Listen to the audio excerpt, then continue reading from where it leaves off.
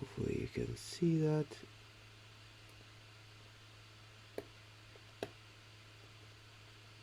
These are super tiny movements, so you have to be ultra extra careful. Adjust this a bit more.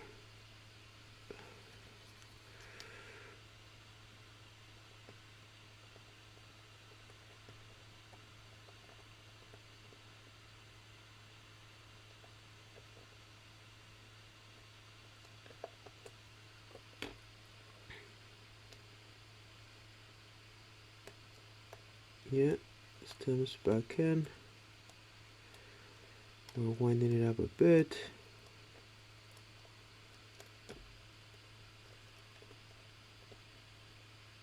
And it is running very well. Not perfect, but quite decently.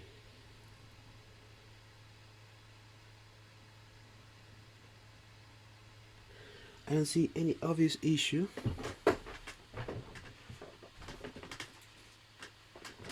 The good news is that I don't think that there's anything broken. Let's give it a bit of a clean here. I'm gonna cover this up, and in a bit I'm gonna close it, and I'm gonna see if that's enough for this watch, and then try to put it back together and see if it's working.